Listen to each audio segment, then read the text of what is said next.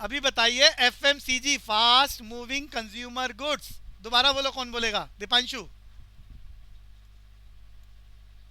Sir, fast moving consumer goods.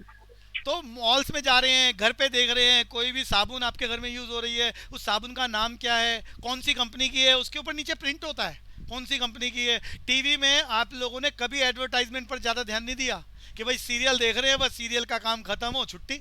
लेकिन भैया ये एडवर्टाइजमेंट्स काम की हैं। किस कंपनी की एडवर्टाइजमेंट है, क्या पंचलाइन चल रही है, और कौन सी कंपनी। अरे न्यूज़पेपर में भी किसी कंपनी का ऐड आता है, मान लो किसी भी कंपनी का, Hindustan levers, H L L. मेरा क्वेश्चन है, आईना से देखो, क्वेश्चन पे क्वेश्चन चलता है। मेरा क्वेश्चन है आईना से, हिंदुस्तान लीवर्स लिमिटेड, हिंदुस्तान का फास्ट मूविंग कंज्यूमर गुड्स की कंपनी, जिसके कस्टमर 125 करोड़ लोग हैं, यानी हिंदुस्तान का हर आदमी कोई ना कोई उसका प्रोडक्ट यूज करता है। इस हिंदुस्तान लीवर्स लिमिटेड ने अपना नाम चेंज कर लिया है, नाम बताओ। आयना। बड़ा कॉमन नाम है, सबको मालूम है, सबके घर में इसके प्रोडक्ट यूज होते हैं। आयना। सर नहीं श्योर। Unilevers limited. मैंने क्या बोला है दीपांशु? Unilever limited. तो बहुत सारी चीजें आपके घर में बिना कुछ करे, जो आप अपनी डेली एक्टिविटीज के कार्यक्रम कर रहे हैं, उसी में ही बस थोड़ी सी कंसंट्रेशन। मैं एक आइडिया दे रहा हूँ किस तरह से अपनी नॉलेज को एनहांस करना है। सिर्फ क्लास में बैठकर 3 घंटे का काम नहीं है ये कंटिन्यूस प्रोसेस होना चाहिए आपका, आपकी लाइफ में सक्सेस अचीव करने के लिए ये हैबिट बन जानी चाहिए कि आप घर में कोई भी एक्टिविटी कर रहे हैं, कोई भी प्रोडक्ट यूज कर रहे हैं, तो आपको मालूम होना चाहिए प्रोडक्ट का नाम, उसकी कंपनी, उसकी डिटेल। सड़कों पे जा रहे हैं, दुनिया भर की गाड़ियां चल रही हैं, वो गाड़ी का मोनोग्राम क्या है, उस गाड़ी का नाम क्या है, कौन सी कंपनी की है। मॉल्स में जा रहे हैं, मॉल्स में दुनिया भर के प्रोडक्ट है, सारे प्रोडक्ट सामने विजिबल है। उस प्रोडक्ट के ऊपर नीचे लिखा होता है कौन सी कंपनी का है। आपके घर में बिस्कुट यूज होते हैं, कोल्ड ड्रिंक यूज होती है। बात समझ में आ रही है ही ना? ऐसा आपने अवेयरनेस क्रिएट यस करनी है। सर। आपका सब्जेक्ट ही क्या है? Awareness, journal awareness. दीपिका, बात समझ में आ रही है? बच्चे, गौरव, हर्षित, सभी के लिए बोल रहा हूँ ये काम।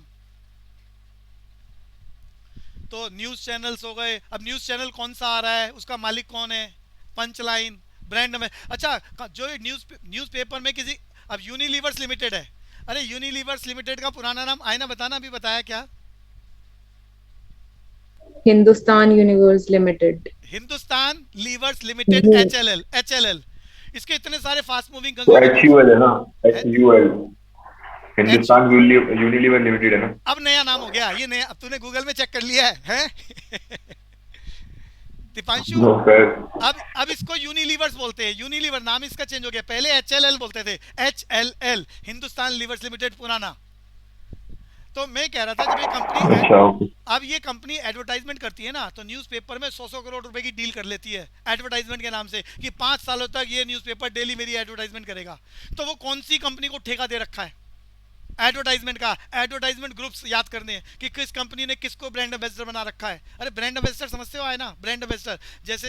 Yes sir. हाँ, तो ब्रांड एम्बेसडर मालूम होने चाहिए कौन कौन से हैं, टीवी से पता चलता है, देखने से प्रोग्राम्स को। तो ये थोड़ी सी एक्टिविटी अवेयरनेस वाली क्रिएट कर लो, ये एंगल ऑफ विजन आपका हमेशा रहना चाहिए। और उसी लाइन और लेंथ पर हम थोड़ी सी तैयारी कर रहे हैं, थोड़ी सी तैयारी बोल रहा हूँ, इन 2 महीने में। बट ये खेल खत्म नहीं होता, ये कंटिन्यूस प्रोसेस है। और जितना एक्टिव आप इस फील्ड में रहोगे, आपके एंट्रेंस टेस्ट आने वाले टाइम पर जो भी आप देना चाहोगे वो बहुत अच्छे से रहेंगे। सोसाइटी में जिस भी फील्ड में आप जाओगे, सर्विस सेक्टर, भैया जो आप पाथ सेलेक्ट करने जा रहे हो वो सर्विस इंडस्ट्री है। तो सर्विस इंडस्ट्री में हमेशा इस नॉलेज की आपको जरूरत रहेगी, जब भी आपको कंपनी चेंज करनी है, अपनी कंपनी में प्रमोशन करनी है। अवंतिका, बात समझ में आ रही है? Ananya. Yes sir. Yes sir. तो अब हम अपने टॉपिक को, कल सोच रहा था बिजनेस एप्टीट्यूड शुरू कर लें, बट दीपांशु कह रहा था एक ही सब्जेक्ट को थोड़ा सा चला लें आगे, तो एक बार इंडियन ज्योग्राफी तक हम पहुंच जाए, तो फिर सब्जेक्ट चेंज करेंगे। पॉलिटी भी शुरू करना चाह रहे हैं, बिजनेस एप्टीट्यूड भी, और साथ में हिस्ट्री की क्लासेस भी वापस आएंगी। तो मून का टॉपिक खत्म हो गया था। मेरा क्वेश्चन अनन्या से है, अरे मून पे सबसे पहला आदमी कौन सा था? Neil Armstrong. नील आर्मस्ट्रॉन्ग, कौन सी कंट्री का? यूएसए। यूएसए। ईयर बता दो, जल्दी जल्दी बोलते जाओ। 1960। 1969। और यूएसए की ऑर्गेनाइजेशन का नाम बता दो, organisation. NASA. NASA. NASA. India का स्पेस रिसर्च ऑर्गेनाइजेशन का नाम? इसरो। इसरो, इसरो की full form Indian space Research research Organization. Organisation. अरे मैंने तुम्हें बता दिया हिंदुस्तान का गगनयान मिशन आए ना, गगनयान मिशन 2022। नहीं होता है वो। क्या बात कर रहे हो? जो भी अब होगा 2022 2022 2022 गगनयान मिशन बाय इसरो। मालूम? अरे ये बता दिया मैंने आसिफ। नहीं बताया भैया। अच्छा, हालांकि मैंने स्लाइड्स इसकी बना ली है, करंट अफेयर्स का पार्ट है, और ये इसरो की फुल फॉर्म और इसकी डिटेल भी आगे चलाऊंगा। इंडियन स्पेस रिसर्च ऑर्गेनाइजेशन आपको मालूम है, भारत का स्पेस रिसर्च ऑर्गेनाइजेशन। इन्होंने नया मिशन 2022 चला रखा है आजकल, गवर्नमेंट से इनके पास फंडिंग आ रही है कि 2022। अरे देश की आज़ादी को कितने साल हो जाएंगे जल्दी बता दो जरा कोई। अरे 2022 कौन बोलेगा? 75 बोल दूं? अरे कोई बोलता ही नहीं है। 76 भैया। 75 ईयर्स मतलब पूरे हो जाएंगे। 75 ईयर्स, 76 जो बच्चा बोल रहा है, 75 ईयर्स के सेलिब्रेशन पे हमारी सरकार और इसरो मिलकर क्या कर रहे हैं? स्पेस पर आदमी भेजना, एक इंडियन भेजना हालांकि इंडियन जा चुका है स्पेस पर। एक बार नाम याद दिला दूं, पहला हिंदुस्तानी जो स्पेस पर गया, राकेश, कौन बताएगा? शर्मा। राकेश शर्मा। लेकिन वो नासा से गया था ना। और ऐसे ही अगर मैं हिंदुस्तानी फीमेल की बात बताऊं तो हरियाणा से है, कौन बताएगा? कल्पना चावला। हाँ, कल्पना चावला स्पेस पर गई हुई है। तो हमारी सरकार मिशन गगनयान मिशन अनाउंस कर चुकी है 2022, जिसमें हिंदुस्तान से स्पेस पर भेजा जाएगा हिंदुस्तान का आदमी, जिस मिशन का नाम है गगनयान मिशन। ये क्लियर हो गया? आयना, आसिफ, हाँ भैया। Yes, sir. नाम याद हो गया गगनयान मिशन, ईयर याद हो गया 2022, और कौन इसको ऑर्गेनाइज करेगा? इसरो। इससे पहले जो हिंदुस्तानी मेल फीमेल गए हैं वो नासा से गए हैं। फिलहाल हम बात कर रहे हैं हिंदुस्तान भेजना चाह रहा है, अपने यहाँ से भेजना चाह रहा है स्पेस में, और प्रोग्राम का नाम अनाउंस कर दिया गगनयान मिशन। वापस आते हैं जी। तो मून का खेल मैंने बता दिया था। मेरा क्वेश्चन मून को लेकर, अरे मून और अर्थ के बीच का डिस्टेंस जब सबसे कम होता है, अनन्या, उसे क्या बोलते हैं? Apolly. नहीं, पास वाला पी से शुरू होगा, पी से पैरिजी। Parisian. और जब Ex- डिस्टेंस सन और अर्थ अर्थ का था ना, है जी, सन और अर्थ का था ना वो। नहीं, अरे वो एपीहेलन और पेरीहेलन था। अपीलियन। अरे फिर दोबारा सुनो, गड़बड़ क्यों कर रहे हो बच्चों ये? अरे मैंने बनाया था, ये सन बना दिया, ये अर्थ का मूवमेंट बना दिया, अभी मैंने सन और अर्थ बनाया है, और फिर मैंने ये याद कराया जब सन और अर्थ के बीच का डिस्टेंस सबसे कम होता है तो कम वाला मतलब पास, तो पी से अल्फाबेट बनेगा, तो पेरीहीलियन। अरे याद आ रहा है दीपांशु? पेरीहीलियन। Yes, sir. और जब सन और अर्थ के बीच का डिस्टेंस इलिप्टिकल ऑर्डर है ना, तो सबसे ज्यादा होता है, इसे क्या बोलते हैं? एफिलियन। क्या बोलते हैं अनन्या? Aphelion. और इसी बात को मैंने बताया, अब की बारी अर्थ है कि बिल्कुल ऐसा ही खेल है, और इसके चारों ओर मूव कर रहा है क्या? इलिप्टिकल ऑर्डर में मून। अरे मून मूव कर रहा है, तो जब मून और अर्थ के बीच का डिस्टेंस सबसे कम होता है तो अरे कम का मतलब पास, तो पास का मतलब पी अल्फाबेट, बोलो क्या आएगा? पेरिजी। और डिस्टेंस जब ज्यादा होता है अर्थ और मून का सबसे, तो इसे क्या बोलते हैं? अपोजी। आए ना, याद हो गया? पेरिजी, अपोजी। Yes, sir. अर्थ और मून। और अगर अर्थ और सन की बात करेंगे तो क्या है? एफिलियन और पेरीहीलियन। अरे क्लियर है? Yes, sir. Yes, sir. Comets की बात करते हैं, कॉमेट्स की बात करते हैं बच्चों। अरे कॉमेट्स बोले तो कौन बताएगा? दीपांशु कभी सुनाओ, आयना आपने सुनाओ, हिना, कॉमेट्स, धूमकेतु। Halley comet. नाम बोल रहा है तो बच्चा हेली कॉमेट। थोड़ा सा कॉमेट के बारे में बताओ ना क्या। ये मैंने सेंटर में सन बनाया है, ये सन बनाया है। कॉमेट्स क्या होते हैं? इलिप्टिकल ऑर्डर में घूमते हैं। दो तरीके के कॉमेट हो सकते हैं, एक जो सन के पास आएगा और फिर चला जाएगा और उसका कोई रेगुलर पाथ नहीं होता। अरे इतनी बात समझ में आ रही है? अरे मैंने सामने मार्क करा है, नॉन पीरियोडिकल कॉमेट्स। बस अर्थ से, हमारी अर्थ से एक बार नजर आएंगे क्योंकि वो सन के पास से चक्कर लगा के निकल जाते हैं, उसके बाद वो कभी नजर नहीं आएंगे। उनका पाथ ऑर्बिट इलिप्टिकल ऑर्डर में नहीं होता है। ही ना, बात समझ में आ रही है? नॉन पीरियोडिकल कॉमेट्स Yes, कहलाते हैं। sir. Non periodical comets. दूसरे होते हैं पीरियोडिकल कॉमेट्स जो एक ऑर्बिट में मूव करते हैं, जो मैं यहाँ ऑर्बिट बना रहा हूँ, जो एक ऑर्बिट में मूव करते हैं, जिसका एग्जाम्पल मैंने सामने आपको दिखाया है, हेली कॉमेट। ये अर्थ से हर 75 ईयर्स के बाद नजर आता है। ये पीरियोडिकल कॉमेट है, एक पर्टिकुलर पाथ पर मूव कर रहा है सन के चारों ओर। दीपांशु, मेरी बात समझ में आ रही है? Periodical, non periodical. Yes, sir. Example ले रहा हूँ पीरियोडिकल कॉमेट का, हेली कॉमेट। हेली एक आदमी का नाम है जिसने इस कॉमेट को खोजा था, उसी के नाम से रख दिया हेली कॉमेट।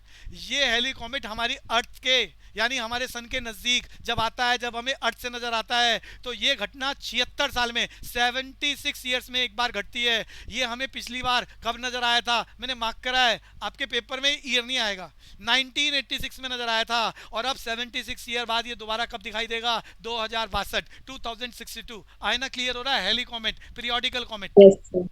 और नॉन पीरियोडिकल है, बस वो एक बार नजर आते हैं क्योंकि उनका ऑर्बिट इलिप्टिकल नहीं है, उसके बाद वो विजिबल नहीं होते। इन कॉमेट्स को लेकर हमारी चिंता, हमारे साइंटिस्टों की चिंता रहती है, नासा वाले, इसरो वाले रिसर्च करते रहते हैं कि कोई कॉमेट, मूवीज बनी हुई है इस पे, फॉरेन कंट्रीज में मूवीज बनी हुई है, कोई कॉमेट आकर अर्थ से टकरा ना जाए और अर्थ खत्म ना हो जाए। अरे बात समझ, पुनीत बात समझ में आ रही है? यस भैया। अरे कभी कोई मूवी देखी है, वो बड़ा पूरे वर्ल्ड में ऐसा सिस्टम क्रिएट कर देते हैं, कोई कॉमेट आएगा और फिर पूरी अर्थ खत्म हो जाएगी, फिर कोई न्यूक्लियर वेपन उसके ऊपर छोड़ा जाता है और उसको डिस्ट्रॉय किया जाता है। अरे बोलो बच्चों। एक साउथ की मूवी है टिक टिक टिक। देखो पुनीत पिक्चर देखता है, मैंने इसलिए उसका नाम लिया था। तो अरे क्लियर है दीपांशु? क्लियर है कॉमेट्स के बारे में? Yes, sir. तो मैंने यहाँ मार्क कर दिया है उसके बारे में कि कॉमेट दो प्रकार के, पीरियोडिकल, नॉन पीरियोडिकल। फिर मैंने बताया जो पीरियोडिकल होते हैं उसमें हेली कॉमेट 76 साल बाद नजर आता है, 76 ईयर्स बाद। और फिर यहाँ पर जो एस्ट्रोनॉमर्स की प्रॉब्लम है कि वो हमारी अर्थ से टकरा ना जाए, उसकी हमारी थोड़ी चिंता रहती है। अंतिम बात कॉमेट की बोलूँगा, कॉमेट की shape centre coma tail. Centre को कुछ बुक्स ने न्यूक्लियस बोला हुआ है, कुछ हमारी बुक्स में क्या बोला गया है कॉमेट को कि न्यूक्लियस, कोमा एंड टेल। ये क्लियर हो गया ही ना? Yes, sir. थोड़ा सा आइडिया दे देता हूं। जो हमारा कॉमेट होता है, उसमें सेंटर जो है, न्यूक्लियस, जो पत्थर का जो ढांचा होता है, उसको क्या बोलते हैं? न्यूक्लियस या सेंटर। इसके चारों ओर जो एटमॉस्फेयर होता है गैसेस का, जो एटमॉस्फेयर होता है उसे बोलते हैं कोमा। क्या बोलते हैं? जल्दी जल्दी बोलो जी। Coma. और जब ये तेजी से सन के चारों ओर चक्कर लगा रहा होता है, तो वो जो गैसेस का पिंड है, जो गैसेस है जिन्हें हम कोमा बोल रहे हैं, उससे एक पीछे लंबी सी, जब वो भाग रहा होता है तो पीछे से उसकी एक टेल बन जाती है, उन गैसेस की एक टेल बन जाती है। तो कुल मिला के कॉमेट का सेंटर यानी न्यूक्लियस क्या है? वो पत्थर वाला जो ढांचा है। कोमा क्या है? उसका एनवायरनमेंट है, उसका एटमॉस्फेयर है जिसमें गैसेस हैं। और ये गैसेस जब ये भाग रहा होता है तो पीछे से एक टेल की शेप बना लेती है, तो उसे बोलते हैं टेल। आए ना? क्लियर हो गया? कॉमेट के 3 part, Yes, sir. Centre, coma, tail. Comet का खेल खत्म, चलते हैं आगे shooting star. Meteors and meteorites की बात करने जा रहा हूं। अनन्या बता सकते हैं शूटिंग स्टार बोले तो? टूटता हुआ तारा, टूटता हुआ तारा हिंदी में भी बोल रहा हूं। और इसका एक और नाम है मेटियोर्स बोले तो उल्का, और मेटियोराइट्स बोले तो उल्का पिंड। अरे कुछ समझ में आता है मैं जो बोल रहा हूँ? Yes, sir. अनन्या कभी देखा है रात को, मूवी में देखा हो या रियल लाइफ में देखा हो कि हमारे आकाश में रात को एक चिंगारी सी नजर आती है, एक तारे की टूटता हुआ, और वो 1 या 2 सेकंड में बस खत्म हो जाती है। किसी को बात समझ में आ रही है? हाँ Yes, भैया sir. देखा है। तो इसी को बोल रहे हैं, देखो उसी से नाम बना है शूटिंग स्टार। क्या बोल रहा हूँ इसको मैं? टूटता हुआ तारा। ऐसा नजर आता है कुछ सेकंड्स के लिए। इसका टेक्निकली साइंटिस्टों ने नाम क्या रखा है? मिटियोर्स। क्या रखा है? आए ना? शूटिंग स्टार बोले तो? Meteors. और ये मिटियोर्स जब हमारे एटमॉस्फेयर में, अर्थ के एटमॉस्फेयर में आते हैं तो बहुत तेजी से जलने लगते हैं, खत्म होने लगते हैं, और ये हमारा हवा में ही, स्काई में ही खत्म हो जाते हैं। तब तक इन्हें क्या बोलते हैं, मेटियोर्स। लेकिन कभी कोई मेटियोर हमारी अर्थ से टकरा जाए तो इसे बोलते हैं उल्का पिंड यानी मेटियोराइट्स। टकरा जाए तो क्या बोलेंगे, मेटियोराइट्स, और हवा में ही खत्म हो जाए तो क्या बोलेंगे, मेटियोर्स। मेरी भाषा समझ में आ रही है Yes, sir. भाई? बहुत सारे एस्ट्रॉइड्स हमारे स्पेस में मूव कर रहे हैं। अगर ग्रेविटेशन, अर्थ की ग्रेविटेशनल पुल के कारण वो हमारे एटमॉस्फेयर में एंटर कर जाते हैं तो तेजी से हमारा ग्रेविटेशनल पुल उन्हें खींचना शुरू कर देता है, और घर्षण के द्वारा जो वो खींच रहे हैं तो उससे क्या होता है, वो जलना शुरू कर देता है और वो हवा में ही खत्म हो जाता है। तो उसे मेटियोर्स बोल रहे हैं। क्या बोल रहे हैं, शूटिंग स्टार। और अगर वो हमारी अर्थ से टकरा जाए तो क्या बोलते हैं, मेटियोराइट्स। ये दोनों बातें क्लियर हो गई? शूटिंग स्टार बोले तो मेटियोर्स। अनन्या बोलते जाओ, आगे चलूंगा। Yes, sir. Clear है। और इसके बाद मैंने मेटियोराइट्स की बात बताई। ये मेटियोराइट्स, भाई वही मेटियोर अगर अर्थ से टकरा जाए तो मेटियोराइट्स। ऐसी घटना बहुत कम घटती है, हमारी हिस्ट्री में मेंशन है। ये घटना घटी है 5000 साल पहले। 5000 साल पहले कोई मेटियोर अर्थ से टकरा गया। जगह का नाम यूएसए का एरिजोना। यूएसए की वो जगह जहां पर मेटियोराइट्स यानी वो मेटियोर उल्का धरती से टकरा गई और उल्का पिंड बोला गया उसे। और जब वो टकराई तो ध्यान से देखना, 12 किलोमीटर का डायमीटर और 150 मीटर की हाइट का होलो बन गया। और ये घटना नॉर्मल घटना नहीं है, 5000 साल पहले घटी है। चलें आगे, हिना। Yes sir. आगे चलेंगे बच्चों। सोलर सिस्टम का खेल खत्म हो रहा है। कुछ इंपॉर्टेंट बातें जो आपके एग्जाम में आती है। हमारे सन का नाम, हमारा स्टार, अरे हमारी गैलेक्सी का नाम जल्दी जल्दी बोलो हिना। गैलेक्सी हमारी, मिल्की वे गैलेक्सी। हमारी नियरेस्ट गैलेक्सी Andromeda. एंड्रोमीडा गैलेक्सी। हमारे स्टार का नाम, हमारे सन का नाम जल्दी बोलो। सन ही है, सबको मालूम है हमारा स्टार। हमारे सन के नियरेस्ट स्टार कौन सा है? देखो सामने नाम आ गया, प्रॉक्सिमा सेंचुरी। क्या नाम है बच्चों? Proxima Centauri. मैंने सारे प्लैनेट्स याद करा दिए, सीक्वेंस याद करा दिए, बता दिया। पहले 4 इनर होते हैं, बाद वाले 4 जल्दी जल्दी बोलो जी। बाद वाले 4 एक्सटर्नल होते हैं। आउटर। हाँ, आउटर बोल एक्सटर्नल। सकते हैं, एक्सटर्नल बोल सकते हैं। पहले वाले 4 की क्या होती है, डेंसिटी ज्यादा होती है बट स्मॉल इन साइज होते हैं। बाहर वाले क्या होते हैं, large in size but low density. मैंने कुछ यहाँ सब प्लैनेट्स की बात करी थी जिसे सैटेलाइट कहा जाता है। बच्चों किन 2 प्लैनेट्स की सैटेलाइट्स नहीं होती है, जल्दी नाम बताओ Hina. Mercury and Venus. Mercury and Venus का सैटेलाइट नहीं होता। अर्थ का एक सैटेलाइट नाम मालूम है आपको, मून। अर्थ के बाद क्या, मार्स। मार्स के कितने सैटेलाइट है, संख्या बताओ। 2। नाम पूरी क्लास, कोई भी बच्चा। Phobos and Deimos. Phobos and Deimos. Phobos and Deimos. क्या बढ़िया बात है, ये तैयारी बढ़िया है। और जिस प्लेनेट के ऊपर रिंग होती है उसे सैटर्न बोलते हैं। इंडियन फिलॉसफी के अकॉर्डिंग बता दिया था। शनिचर बोले तो बैड प्लेनेट। आगे चलते हैं। इन सारे प्लैनेट्स की अपनी रेज है, अपना ग्रेविटेशनल पुल है, और ये अर्थ पे रहने वाले हर क्रिएचर की बॉडी पर अपना इफेक्ट डालता है, जिससे इंसानों के और क्रिएचर्स के मूड चेंज होते हैं, efficiency to do the work change होता है। और इस बात को हमारे साइंटिस्टों ने, पुराने ऋषियों ने एस्ट्रोलॉजी का नाम दिया, इसकी कैलकुलेशन करी, और इसके बाद बहुत बड़ा विज्ञान है अपने आप में। दीपांशु बात समझ में आ रही है? Yes, sir. यहाँ एक बढ़िया बात याद करने की बच्चों, सारे प्लैनेट्स, वीनस और यूरेनस को छोड़ दो, सारे प्लैनेट्स वीनस और यूरेनस को छोड़ के अपने एक्सिस पर रोटेट कर रहे हैं, और ये रोटेशन वेस्ट टू ईस्ट होती है। हिना याद हो गई? मैंने पहले बताया था ये। Yes sir. सारे प्लैनेट्स अपने एक्सिस पर रोटेट कर रहे हैं, और ये रोटेशन की डायरेक्शन क्या है, वेस्ट टू ईस्ट। अरे हम वेस्ट टू ईस्ट भाग रहे हैं हमारी अर्थ में, तभी तो हमें सामने वाली चीज ईस्ट टू वेस्ट नजर आ रही है। अरे हिना समझ में आ रही है? रेल पे जा रहे हैं तो रेल आगे भाग रही है, लेकिन हमें लगता है पेड़ पीछे भाग रहे हैं। Yes sir. तो हमारी अर्थ की डायरेक्शन क्या है, हमारी रोटेशन की, west to east. West to east. और सारे प्लैनेट्स ऐसे ही है। सिर्फ 2 प्लैनेट्स याद कर लो, वीनस एंड यूरेनस, इसका रोटेशन ईस्ट टू वेस्ट होता है, बस ये याद कर लो। बाकी सारे वेस्ट टू ईस्ट। अरे याद हो गया? इंपॉर्टेंट बात। Yes, sir. आगे चलेंगे बच्चों। सैटर्न के बारे में बता चुका हूँ, रिंग होती है, इसे क्रूअल प्लैनेट कहा जाता है एस्ट्रोलॉजी में, और हिंदू मैथोडोलॉजी में शनिश्चर। और तो और हमारे ऋषियों के मुताबिक हम लोगों ने इनके टेम्पल बना दिए हैं, इन ग्रहों इनको, और इनकी पूजा उपासना की जाती है। अरे किसी ने नाम सुना है नवग्रह? अरे बोलते जाओ जल्दी जल्दी। हाँ अनन्य, भैया। नवग्रह की पूजा करी जाती है, टेम्पल्स बने हुए हैं। तो कुल मिला के देखो, हर वो शक्ति, पुराने जमाने में मैंने हिस्ट्री बताई थी कि पुरंदर की पूजा करनी शुरू कर दी थी, जो क्या है, जो किलों की रक्षा करता है उस जमाने में, लोगों की, प्रजा, जिसे हमने जन नाम दिया, वो जना की हिफाजत करता है। प्लांट्स का हमने गॉड मान लिया था सोम, अरे याद आ रहा है? हाँ भैया। प्लांट के Yes, देवता sir. सोम। तो हम लोग तब से ही ऐसी शक्तियां जो हमारी लाइफ को बेटर कर सकती हैं, उनकी हम पूजा उपासना शुरू कर चुके हैं। और अभी भी देखो नवग्रह के टेम्पल्स बने हुए हैं, ये सारे प्लैनेट्स का अपना ग्रेविटेशनल पुल है। वैसे तो इस दुनिया का कोई भी बड़े आदमी रिसर्च करके इनको जान ले, समझ ले, तो अपने लाइफ में आने वाली मिजरीज को कंट्रोल कर सकता है, रोक सकता है, अपनी बैड चीज़ों को कंट्रोल, मैं ये नहीं कह रहा ख़त्म कर लेगा, कंट्रोल कर लेगा, और हैप्पीनेस के टाइम जो उनको इंक्रीज कर लेगा। ये अपने आप में नॉलेज का खेल है।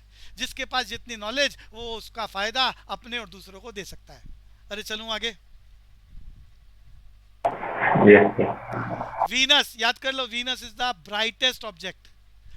और भैया इवनिंग में या मॉर्निंग में, अर्ली इन द मॉर्निंग, हमारे को दिल्ली से भी वीनस नजर आता है। अरे तारे की तरह नजर आता है। दीपांशु बात समझ में आ रही है? वीनस, मरकरी, वीनस दोनों ही कभी कभी पहाड़ों से तो नॉर्मली नजर आ जाते हैं, बट दिल्ली से भी नजर आ जाते हैं। आकाश साफ हो, बारिश का टाइम हो, तो वो जितना भी हमारा पोल्यूशन है वो खत्म हो जाता है और विजिबल हो जाते हैं। अर्थ पर आ गए बच्चों। अर्थ के बाद ओशियनोग्राफी, और फिर ये हमारी वर्ल्ड ज्योग्राफी का खेल खत्म और इंडियन ज्योग्राफी का खेल शुरू करेंगे। Internal structure of the earth. Earth की 3 लेयर याद कर लो। अपर लेयर को टेक्निकली क्रस्ट कहा जाता है, मिडल लेयर को मेंटल, और सेंट्रल लेयर को कोर। हिना बोलो एक बार दोबारा तीनों नाम। Sir, upper layer crust, middle layer mantle, and central layer core. थोड़ा समय आइडियोलॉजी के लिए यहाँ बना रहा हूँ। ये हमारा सेंटर है अर्थ का, ये पूरा सर्कल नहीं बनाया मैंने। अरे ये इतनी सी बात नजर आ रही है दीपांशु को? मैंने अर्थ का एक सेक्शन सामने दिखाया है। सेक्टर बोलते हो ना इसे इंग्लिश में, सेक्टर, समझ में आ रहा है Yes, बच्चों? sir. तो यहाँ पर मैंने जो बनाया है, जिससे आपको थोड़ा बेटर अंडरस्टैंडिंग हो जाए अर्थ के बारे में, ये अर्थ की अपर लेयर है बच्चों। ये अपर लेयर को क्या नाम दिया हमने? जल्दी जल्दी बोलते जाओ दीपांशु। क्रस्ट। क्रस्ट। इस क्रस्ट के बाद जो लेयर आती है उसको क्या नाम दिया हमने? Mental. और जो सेंट्रल पार्ट, सबसे सेंट्रल पार्ट है, सेंट्रल लेयर, उसे क्या बोलते हैं? कोर। कोर। Cold. अब चीजें याद करो बच्चों, चीजें याद करो। हमारी क्रस्ट और मेंटल के बीच में मैंने गैप बनाया है, ये गैप, यहाँ कुछ मैग्नेटिक फोर्स होता है, यहाँ कोई मेटल, कोई पत्थर, कोई मिट्टी, कुछ नहीं होता। अरे मैग्नेटिक फोर्स है। और इस मैग्नेटिक फोर्स की बात, क्वेश्चन है ये, क्रस्ट और मेंटल के बीच के इस मैग्नेटिक फोर्स जो गैप है, इस गैप को बोलते हैं मोहार्ड डिसकंटिन्यूटी। अरे आए ना, ये बात समझ में आ रही है मैंने क्या बोला? Yes, sir. क्रस्ट और मेंटल के बीच में मैग्नेटिक गैप है, कुछ नहीं है वहां पर, मैग्नेटिक फोर्सेस है, उसे बोलते हैं मोहार्ड डिसकंटिन्यूटी। ये शब्द याद कर लो। ऐसे ही जो मेंटल है और जो कोर है, इसके बीच में मैग्नेटिक फोर्स है, इसे बोलते हैं गुटनबर्ग डिसकंटिन्यूटी। याद हो गया सबको? Yes, sir.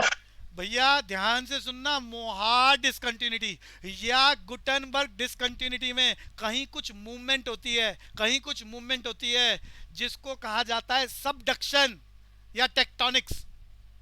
अरे सबडक्शन सुना है तुमने? सबडक्शन, पूरी क्लास बोलो बच्चों, सबडक्शन। अरे हाँ है ना, No, sir. सबडक्शन या टेक्टोनिक्स, कुछ वेव्स जनरेट होती है, जिसकी वजह से अगर वो घटना ऊपर आती है हमारी अपर लेयर पर, अर्थ पर, तो क्या आता है? वॉल्केनिक इरिप्शन आ सकते हैं, अर्थक्वेक आ सकते हैं, या सुनामी आते हैं। मैं आपको कारण बता रहा हूं, मैंने ये सब पढ़ाने हैं आपको। अर्थक्वेक, सुनामी, अरे समुद्र में सुनामी आता है, पानी की स्पीड मल्टीप्लाई हो जाती है, लहरें कई मंजिल 15-15 मीटर हाइट पर चली जाती है, और उनके रास्ते में जो भी कुछ आता है सब बर्बाद हो जाता है। अरे बात समझ में आ रही है? Hina, tsunami. Yes. Yes, tsunami sir. आपको मालूम है, वॉल्केनिक इरिप्शन आपको मालूम है, और तीसरी बात मैंने अर्थक्वेक की करी है, जिससे हमारी अर्थ में कुछ जलजला आता है। और इंडस वैली सिविलाइजेशन में ऐसी कुछ घटना घटी थी कि वो इतने सारे फेमस शहर और सारी जानकारियां नेस्तनाबूद हो गई। नेस्तनाबूद समझ में आता है? आसिफ, शब्द समझ में आता है? खत्म हो गए। हाँ भैया। तो यहाँ पर शब्द याद कर लो, मैंने शब्द क्या बोला है। पहले तो मैं अर्थ की बात बता रहा था, upper layer crust, middle layer mental, और सबसे central part of the earth core. ये नाम याद कर लो, एमसीक्यू में टिक करा सकता है। फिर आपको मैंने बताया क्रस्ट और मेंटल के बीच में जो मैग्नेटिक गैप है, टेक्टोनिक प्लेट्स बोलते हैं इन्हें, क्या बोलते हैं?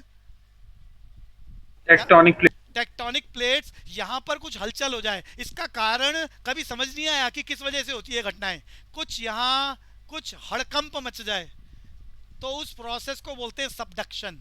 सबडक्शन, टेक्टोनिक प्लेट्स में कुछ हलचल हो जाए तो उसका इफेक्ट हमारे अर्थ के अपर पार्ट पर आ जाता है। और अपर पार्ट अगर समुद्र का है तो सुनामी जैसी घटनाएं घटती हैं, और हमारा लैंड है अपर पार्ट तो यहाँ वॉल्केनिक इरिप्शन या अर्थक्वेक जैसी घटनाएं घटती हैं। ये क्लियर हो गया बच्चों?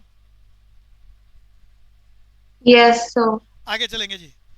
तो अपर लेयर याद कर लिया crust, middle layer mantle, central layer core. Moho discontinuity मैंने सब लिखा हुआ है सामने, विजिबल है आपको। एन गुटरबर्ग डिसकंटिन्यूटी, मोहार मालूम होना चाहिए अपर और मिडल के बीच में टेक्टोनिक प्लेट्स हैं, और ये मिडल और सेंट्रल के बीच में क्या बोलते हैं? हिना जरा बोलना, हिना बोलो। Sir, Gutenberg Discontinuity. discontinuity. और अब हम बात करते हैं क्रस्ट की। इंपॉर्टेंट बात, क्रस्ट में जो क्रस्ट अपर लेयर है, इस अपर लेयर में मेजर दो एलिमेंट्स है, एक सियाल एक एल्यूमिनियम। और सियाल का SI, एल्यूमिनियम का Al लेकर आपको याद करने के लिए क्या शब्द बन गया? अरे नजर आ गया, सिलिका एंड एल्यूमिनियम को लेकर शब्द बनाया सियाल। सियाल का मतलब है, अरे आपको क्रस्ट में कौन से दो कंपोनेंट ज्यादा है? सबसे ज्यादा सियाल। सियाल का मतलब याद रखना, SI का मतलब सिलिका एंड Al बोले तो एल्यूमिनियम। मेरा क्वेश्चन एल्यूमिनियम से दोबारा तैयार हो रहा है। अरे एल्यूमिनियम एक मेटल है, मेटल जिस खनिज से, खनिज बोले तो इंग्लिश में ओर, जिस ओर से एक्सट्रैक्ट होता है उस ओर का नाम आयना। Bauxite. दोबारा बोलो, आवाज नहीं आई बच्चे। आयना, Bauxite ore. Bauxite, bauxite. तो एल्यूमिनियम एक्सट्रैक्ट होता है किस ओर से? बॉक्साइट से। तो कुल मिला के हमारी जो अपर लेयर है जिसे हम क्रस्ट बोलते हैं, यहाँ दो मेजर कंपोनेंट्स जो भरपूर मात्रा में है, उसको हम शॉर्टकट में याद कर रहे हैं सियाल। जो आपको एक्सप्लेन याद करना है, टिक कराएगा वो सियाल के नाम से या सिलिका एंड एल्यूमिनियम। बात करते हैं मेंटल की, मिडल लेयर की। मिडल लेयर की बात करते हैं बच्चों। मेंटल में जो कंपोनेंट सबसे ज्यादा पाए जाते हैं उसे शॉर्टकट में बोलते हैं सीमा। सीमा, दीपांशु याद हो गया? सीमा बोले तो silica and Yes, sir. Magnesium. Magnesium. तो आपको ये सिलिका मैग्नीशियम याद नहीं करना, आपको शॉर्टकट याद करना है मेंटल में सीमा।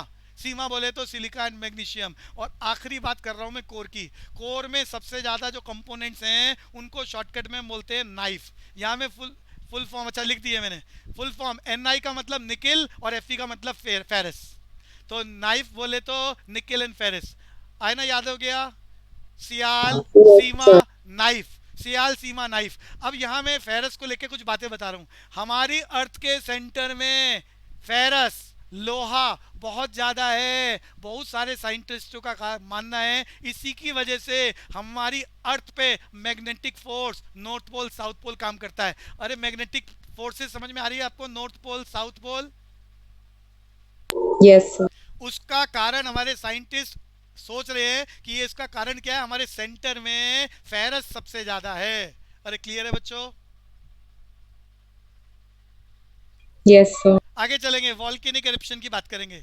ज्वालामुखी, वॉल्केनोज। वॉल्केनोज हमारी दुनिया में,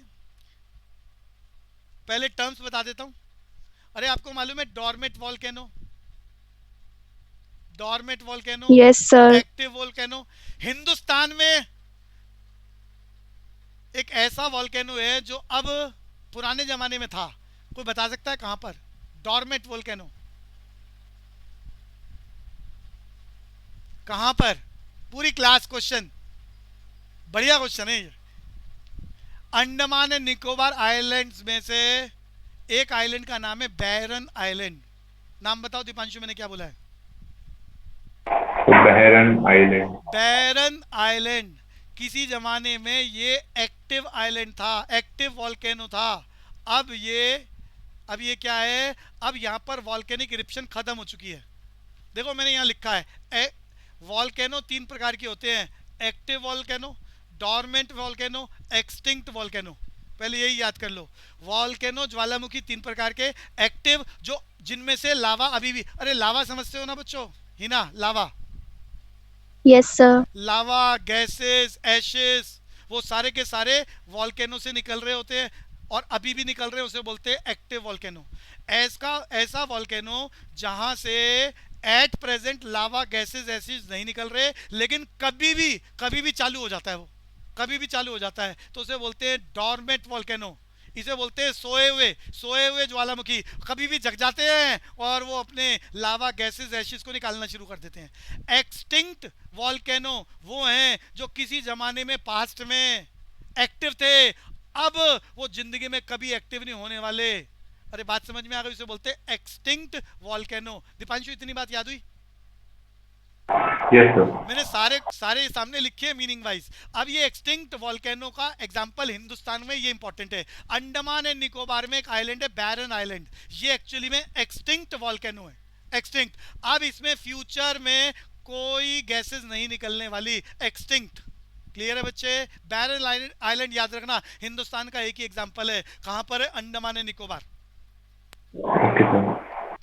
बच्चों एक्टिव वॉल्केनो का एग्जाम्पल याद कर लो। इस पूरी अर्थ पे आजकल कौन सा वॉल्केनो एक्टिव है और पिछले कई सालों से लावा निकल रहा है, कई सालों से? तो नाम बता, इटली के पास है ये जगह, इटली जगह का नाम बता रहा हूं। और यहाँ इटना दूसरा नाम मैंने क्या लिखा है? स्ट्रम्बोली। आईना याद हो गया? इटना स्ट्रम्बोली एक्टिव वॉल्केनो है, अभी भी इरप्शन हो रही है। और इटली के पास ही एक और जगह है विसुवियस, ये डॉर्मेंट वोल्केनो है, ये नींद में सोया हुआ है और कभी भी जाग जाएगा तो एशेज लावा निकलना चालू हो जाएगा। तो वॉल्केनो के मैंने 3 टाइप बता दिए, active volcano, dormant volcano. Extinct को लेकर मैंने बताया, हिंदुस्तान का एक्सटिंक्ट वॉल्केनो क्या, कौन बता रहा है? Barren Island, Andaman and Nicobar. Barren island. और ये बैरन आइलैंड कहां पर है? अंडमान एंड निकोबार के अंदर।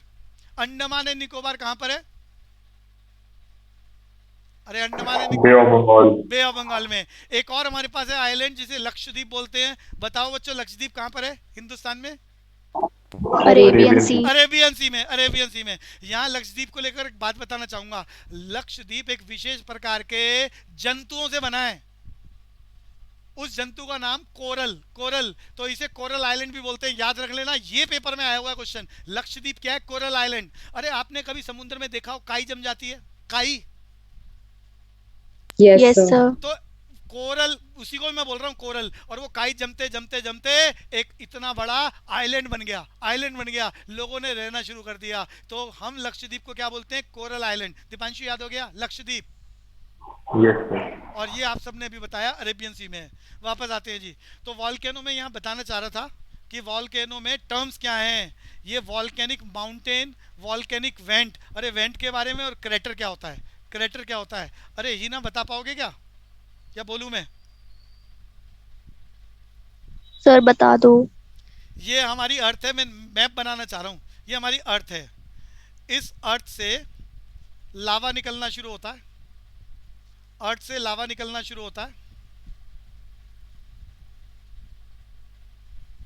प्रेशर बहुत ज़्यादा होता है तो ऊंची हाइट तक जाता है, और फिर वो बाहर निकलना चालू हो जाता है, फैलना चालू हो जाता है। तो ये लावा ऐसे, दीपांशु सामने समझ पा रहे हो? Yes sir.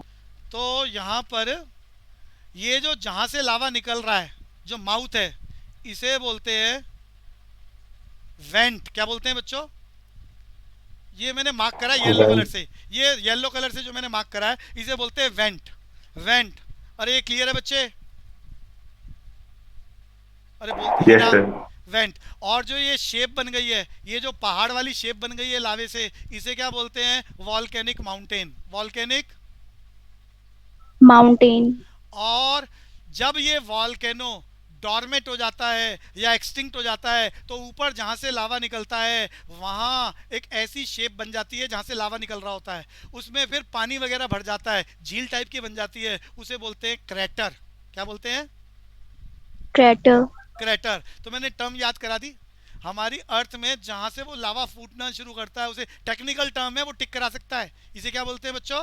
अरे जल्दी से बोल दो। volcanic vent, volcanic went.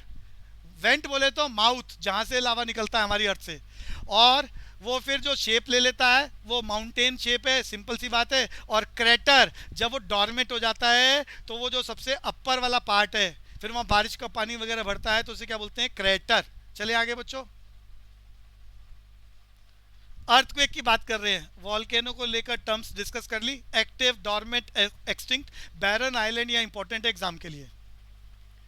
Earthquake की बात कर रहे हैं भैया, मैंने भी थोड़ी देर पहले बताया था वॉल्केनो, अर्थक्वेक और सुनामी का कारण क्या है?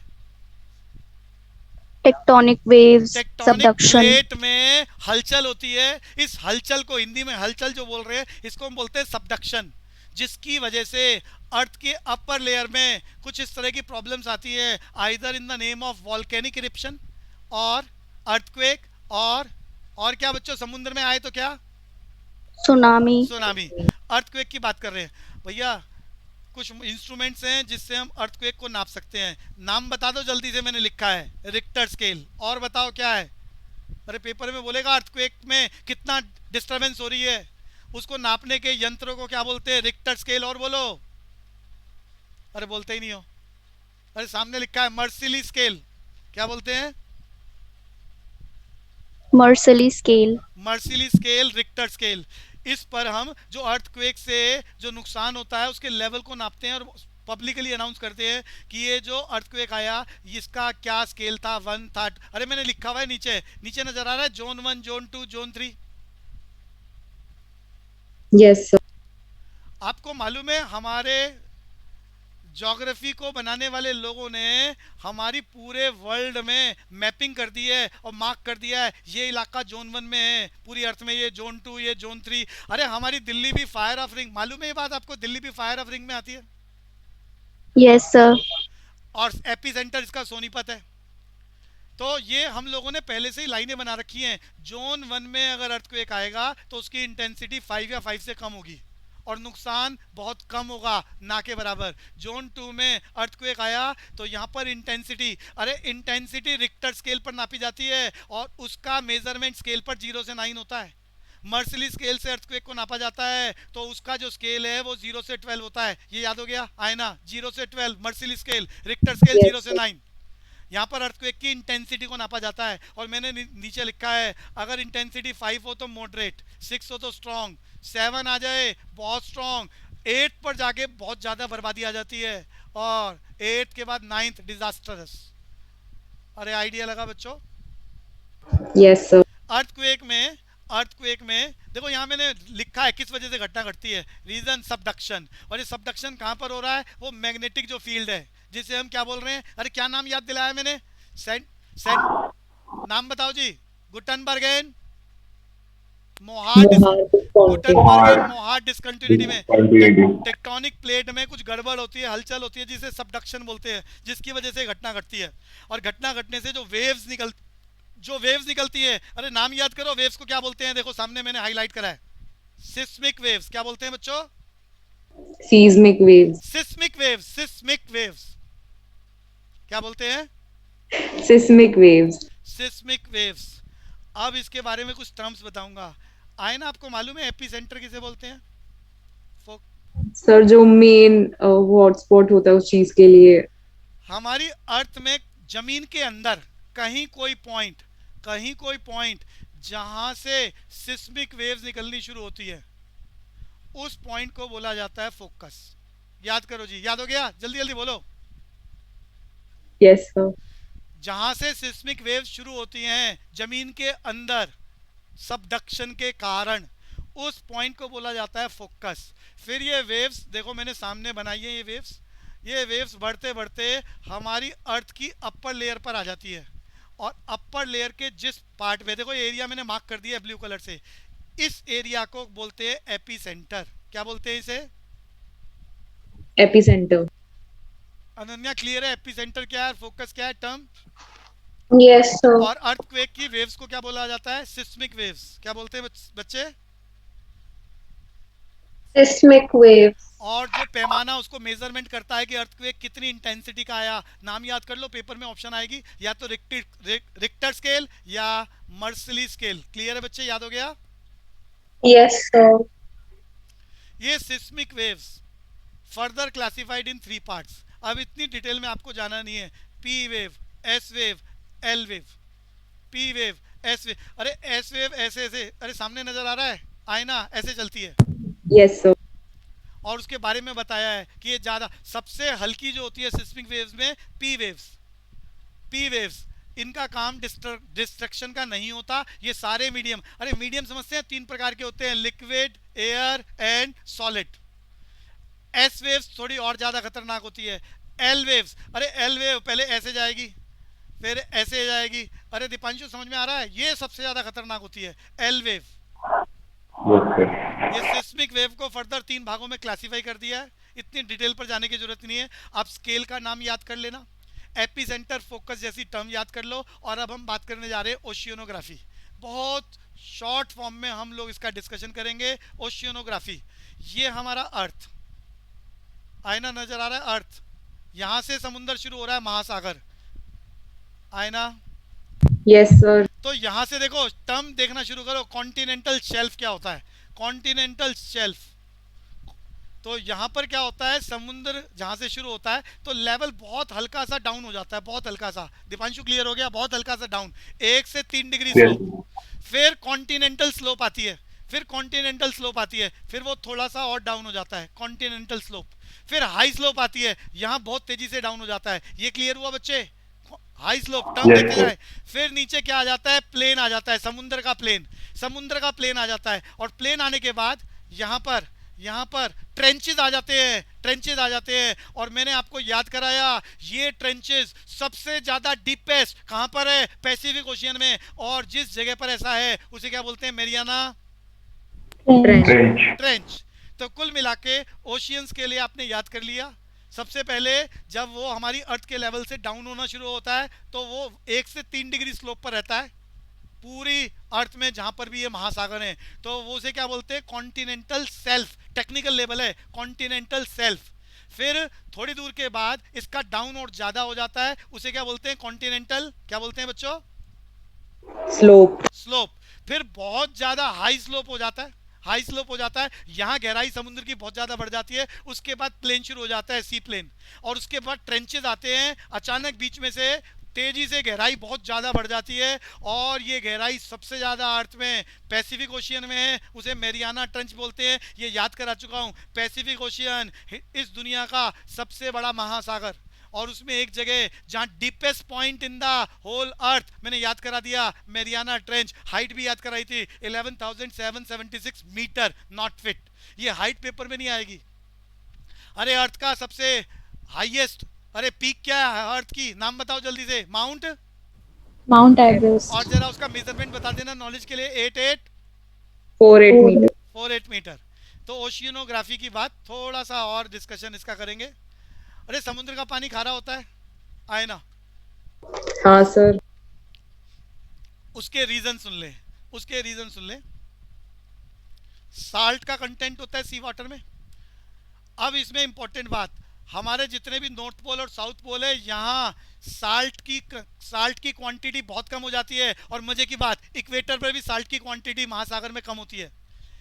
पोल के पास कम क्यों होती है? ग्लेशियर से ग्लेशियर का पानी पिघल रहा है, जिसकी वजह से साल्ट की क्वांटिटी कम है। इक्वेटर पर बारिश बहुत ज्यादा होती है। अरे इक्वेटर समझ गए, 0 डिग्री लैटिट्यूड। Yes sir. तो यहाँ पर बारिश बहुत ज्यादा होती है, इसकी वजह से पानी के अंदर, महासागर में, वाटर में साल्ट कंटेंट कम है। तो सबसे ज्यादा साल्ट कंटेंट हमारे ओशियंस में कहां पर होता है? Tropic of cancer and tropic of capricorn. ये क्लियर हो गया? Yes sir. आगे चलते हैं। अरे ये करंट बोले तो, अरे समुद्र में करंट बोले तो, ओशियन करंट, जल्दी बोलो जी। Tides वगैरह. ना ना, अरे वो अभी बाद में बताऊंगा, तो नीचे टॉपिक चल रहा है। ये देखो, ये टेक्निकल कंफ्यूजन बनी रहती है। तो अब आप बड़े हो गए हो, आपको मालूम होना चाहिए, पूरी दुनिया में घूमोगे, ओशियंस आएंगे, रिवर्स आएंगी, मालूम होना चाहिए कि करंट और टाइड्स दोनों अलग अलग हैं। ओशियन करंट क्या होता है? दीपांशु, मेरा क्वेश्चन आपसे। सर नहीं मालूम। देखो, ओशियन करंट का मतलब अरे पानी में तरंग आती है, तरंग, पानी में तरंग, पानी में movement, movement of the water, लहर sir. Movement of the water is known as current, ocean current. ये बात क्लियर है हिना? Yes, sir. तो बच्चों, जो पानी, ध्यान से सुनना, टाइड और करंट में डिफरेंस समझ लो बड़े अच्छे से। करंट का मतलब मूवमेंट ऑफ द वाटर। ये वाटर में मूवमेंट किस वजह से होता है? अर्थ रोटेट कर रहा है अपनी एक्सिस पर। अरे जब अर्थ घूमेगा तो उसमें जो भी कुछ होगा उस सब में मूवमेंट होगी या नहीं होगी? इसे ही बोल रहे हैं ओशियन करंट। Yes sir. इसके अलावा दूसरा कारण है साल्टीनेस ऑफ द वाटर, और तीसरा कारण है डेंसिटी ऑफ द वाटर। और ये डेंसिटी हमारे समुद्र में अलग अलग है, कहीं पर कुछ है, कहीं पर कुछ है। नॉर्थ पोल, साउथ पोल, और tropic of cancer, tropic of capricorn, arctic, antarctic, इनकी वजह से ये डेंसिटी बदल रही है समुद्र के पानी की। तो डेंसिटी के बदलने से उसमें वेव, अरे वेव समझ रहे हो, लहरें आती हैं। साल्टीनेस की वजह से लहरें होती हैं, और ये जो अर्थ की रोटेशन है इसकी वजह से ओशियन करंट शुरू होता है, यानी उनमें तरंगे उठती हैं। ये क्लियर हो गया बच्चों? Yes, sir. अब बोल रहा हूँ ओशियन टाइड्स। टाइड और करंट में फर्क क्या है? अरे करंट में क्या होता है, लहरें, कलर देखो यहाँ मैं बता रहा हूँ, ये बस लहरें आगे पीछे, आगे ये क्लियर है बच्चों? आगे पीछे, आगे चली गई, पीछे चली गई, आगे। अरे समझ पा रहे हो? आगे पीछे होती है। लेकिन टाइड में अप एंड डाउन होती है, ऊपर नीचे, ऊपर नीचे। टाइड और करंट में फर्क समझ में आ गया? हाँ सर। टाइड में ऊपर नीचे होती है, और टाइड्स किसकी वजह से आते हैं? सन और मून की ग्रेविटेशनल पुल की वजह से आते हैं टाइड्स। और ये करीब करीब, मैंने टाइम मेंशन करा है, टाइड्स। अरे हर जल में तरंगे तो हर वक्त, करंट तो हर वक्त रहता है, मूवमेंट ऑफ वाटर हर वक्त होता है, 24 आवर्स राउंड द क्लॉक। लेकिन ये ओशियन टाइड्स हर वक्त नहीं आते हैं। अरे कभी कोई समुद्र में गया है? कभी कोई समुद्र किसी ने देखा हो? जल्दी बोलो बच्चों, आए ना? Ananya, Ananya. Yes, Yes, sir. sir. तो समुद्र में मॉर्निंग में और इवनिंग में लहरें बहुत ऊंची और बहुत नीची हो जाती हैं, इसे टाइड्स कहते हैं। और ये हर 24 आवर्स में 2 बार घटना घटती है। 12 घंटे 26 मिनट बाद ये टाइड्स आते हैं। अरे बात समझ में आ रही है? Yes, sir. इन टाइड्स में लहरें ऊपर और नीचे होती है, अप एंड डाउन। और जो ओशियन करंट है उसमें आगे पीछे होती है। This is the difference. और ये टाइड जो 12 घंटे 26 मिनट बाद आता है, समुद्र में कभी जाएं तो सुबह और शाम को लहरें बहुत ऊंची ऊंची हो जाती हैं। अब यहाँ टाइड्स 2 प्रकार के हैं, टाइड्स बता दिए मैंने। ये कैसे डिफरेंस है भैया? समय की समाप्ति हो रही है, क्लास को यहाँ रोकना पड़ेगा। टॉपिक मजेदार चल रहा था, अगली क्लास में पूरा कर